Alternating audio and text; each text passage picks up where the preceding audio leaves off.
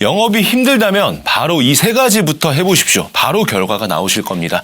바로 본론부터 들어가면요. 첫 번째, 고객한테 도움 줄 부분 두 가지부터 한번 찾아보십시오. 고객이 생각하는 영업사원에 대한 이미지가 보통 어떤가요? 보통 제품을 파는 이미지로 기억이 되지 도움을 주는 사람으로 인식이 되는 경우는 거의 없습니다. 여러분들도 역지사지 입장에서 한번 떠올려 보시면 아마 공감이 되실 거예요. 여러분들이 그동안 만나고 거래해왔던 핸드폰 영업사원, 그 핸드폰 영업사원 분들이 혹시 여러분들을 도와줬던 사람으로 기억하고 계십니까? 아니면 휴대폰을 판매했던 사람으로 기억하고 계십니까? 아마 후자일 가능성이 높을 겁니다. 자동차도 여러분들 자동차 영업사원이 여러분들을 도와줬던 사람으로 기억하고 계세요? 아니면 자동차를 판매했던 사람으로 기억하고 계세요? 당연히 후자겠죠. 보험도 그렇고 부동산도 그렇고 다 마찬가지일 겁니다. 여러분들의 분야에서 여러분들이 고객한테 피부에 와닿을 만한 도움 두 가지 뭐가 있을까? 이거를 깊이 한번 고민해 보시면요. 당장의 결과를 떠나 고객과 일정을 잡는 것부터 수월하실 겁니다. 사실 계약을 목적으로 다가간다면 고객과 일정을 잡는 것도 굉장히 어렵거든요.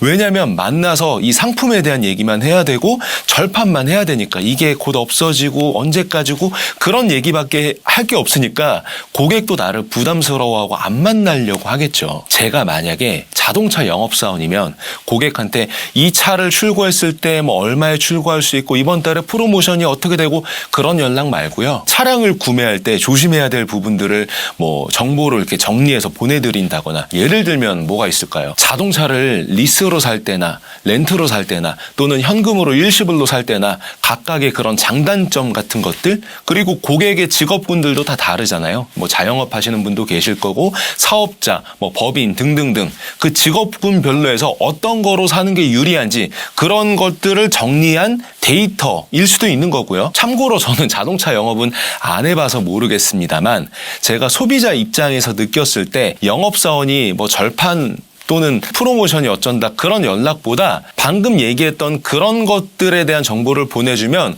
오히려 더 신뢰가 갈 것 같다 그런 생각이 들기도 하고요. 아니면 차량별로 풀체인지가 곧 되는 모델 안 되는 모델 그런 것들 비교해서 지금 사도 되는 차인지 아니면은 감가상각이 되니까 지금 사면 안 되는 차인지 그런 것들을 정리해주는 표일 수도 있는 거고요. 만약에 휴대폰 영업 직군에 계신다 그러면 이 아이폰 17이 언제까지 하면 얼마고 이번 달까지 하면 얼마고 그런 연락 말고요. 고객이 현재 데이터를 과하게 쓰고 있는지 아닌지 그런 것들을 체크해주는 연락이 될 수도 있겠죠. 한 달에 보면 데이터 사용량도 얼마 안 되는데 이 사람이 무제한 요금제 쓰고 있어. 그러면 그 요금제를 확 낮춰도 지금 쓰는 것과는 크게 불편함을 못 느끼는데 고정 지출은 줄어들 거 아니에요. 그런 것들을 정보로 얘기해줘도 되죠. 고객님한테 이런 상황이 더 고정 지출을 줄이실 수 있는 방법일 것 같아 도움 되실 것 같아서 제가 연락 한번 드렸다. 참고로 이거는 정답이 있는 건 아니에요. 하지만 여러분들이 소비자 입장에서 딱 봤을 때 해당 그 분야에서 영업사원이 어떤 연락이 오면 반가울 것 같고 거부감이 없을 것 같은지 한번 생각을 해보면 거기서 답이 나올 수도 있다는 거예요. 보험은 어떨까요? 이 상품이 언제까지 가입이 가능하고 이게 몇 천만 원이 나오는데 곧 없어지고 그런 연락보다도요. 현재 유지 중인 보험 중에서 청구하면 받을 수 있는 건데 몰라서 청구를 못하고 있어요. 그런 부분들을 체크해서 못 받을 보험금도 받아주는 거죠. 고객님, 보험금 같은 경우에는 병원 간 날로부터 3년이 지나고 나면 청구를 하고 싶어도 기간이 끝나서 하지 못해요. 근데 보험사에서는 고객님 이 돈 찾아가셔야 됩니다 라고 따로 연락이 오지가 않거든요. 즉 모르면 못 받을 보험금들이 수두룩하다는 거예요. 고객님 최근에 몇 년간 입원하시거나 수술하신 적이 있으세요? 그런 것들을 파악해서 후유장애 같은 것들도 높게 받아줄 수도 있는 거고요. 몰랐으면 못 받았을 보험금인데 그런 부분들을 옆에서 관리해주고 조력자로서 든든한 존재가 된다면 고객 입장에선 어떨까요? 소비자 입장에서 역지사지로 고민해보시면 정답이 나와 있습니다. 그래서 고객한테 도움 줄 부분 이 두 가지 꼭 고민해보시고요. 그 다음에 영업을 잘하기 위해 하셔야 될 두 번째, 고객이 보는 내 모습 전체를 점검해 보셔야 합니다. 여기서 말하는 모습은 외모나 복장 같은 외면만 가지고 얘기하는 게 아니고요. 비대면적인 요소들도 다 포함하는 겁니다. 그 중에 하나가 정말 중요한 거, 여러분들의 카카오톡 프로필 사진, 현재 어떻게 설정되어 있으신가요? 제가 만약에 어떤 분야에서 고객 입장에서 어떤 영업사원을 소개받았다는 가정을 해볼게요. 그러면 그 영업사원을 처음 만나기 전에 연락처를 건네받고 연락을 하잖아요. 그럼 제가 그 사람을 처음 보는 게 뭐예요? 바로 카카오톡 프로필 사진입니다. 근데 그 프로필 사진 보면 문신이 있는 사진, 술 먹고 있는 사진, 놀러만 다니는 사진, 또는 과하게 포토샵을 막 해서 너무 어려 보이는 사진 등등등, 만약 그런 사진으로 설정이 돼 있다면 저는 좀 신뢰가 많이 떨어질 것 같습니다. 아니, 카카오톡은 내 공간인데 내 마음대로 할 수 있는 거 아니야? 라고 생각하실 수 있죠. 근데 그 사람의 실력도 실력이지만 고객이 영업사원을 볼 때 의외로 걱정하는 부분이 뭔지 아십니까? 뭐냐면 이 사람 금방 그만두는 거 아니야? 이겁니다. 저도 이 업을 11년 전에 시작하고 나서 특히나 그때 나이도 어렸고요. 초반에 고객들한테 종종 들었던 얘기들이기도 한데요. 고객은 그런 부분들을 많이 걱정한다는 거예요. 이 사람이 그만두면 내 거는 누가 관리해주지? 즉, 영업사원이 그 업을 대하는 태도나 마음가짐이 얼만큼 진중하고 진심이냐, 이것도 고객들은 본다는 겁니다. 자, 생각해 보세요. 사실 구매하는 제품이나 상품이 저렴하거나 또는 예래성인 것들은요, 누가 파는지가 사실 크게 중요하진 않습니다. 우리가 뭐 물 한 병을 사 먹거나 또는 뭐 휴지 한 묶음을 산다거나 아니면 이런 핸드폰 케이스 같은 걸 살 때도 마찬가지죠. 누가 파는지가 중요한가요? 가격 괜찮고 품질에 큰 문제 없고 지금 당장 필요한 거면 그냥 삽니다.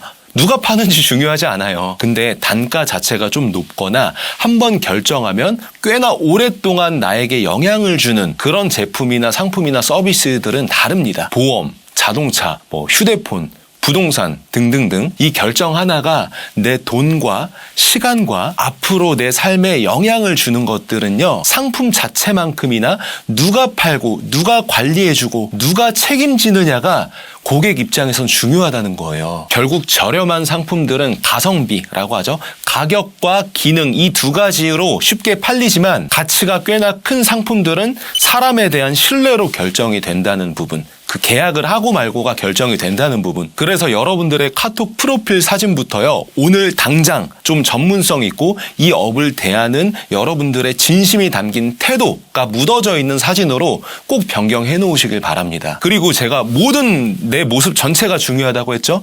요즘에 보면 통화 끝나고 나면 자동으로 문자 메시지로 내 디지털 명함이 발송되게 하는 그런 서비스들도 있거든요. 그런 것 또한 내 전문성이 드러나는 부분들, 요소들 중에 하나이기도 하고요. 내 피부톤에 맞는 뭐 메이크업 제품들, 헤어 제품들, 눈썹 정리, 그리고 기성복이 아닌 내 몸에 딱 맞는 그런 맞춤 정장 등등등, 고객한테 보여지는 모든 접점에서 신뢰가 생긴다는 점 꼭 명심하시길 바라고요. 마지막으로 세 번째, 상담 녹취 피드백을 꼭 받아보시길 바랍니다. 현재 여러분들의 동료들 중에서 가장 잘하고 계신 분들 또는 여러분들 위에 관리자분들에게 여러분들의 상담 녹취를 보내드리고 피드백을 요청드리는 겁니다. 꼭 대면 상담이 아니더라도 비대면 상담이더라도 상관없습니다. 고객과 통화한 그런 녹취 파일이 될 수도 있는 거고요. 영업을 잘하는 사람과 못하는 사람은 확실히 다른 부분이 있거든요. 일단 영업을 잘하는 사람들은요, 고객의 얘기를 잘 듣습니다. 그리고 본인이 하고 싶은 말보다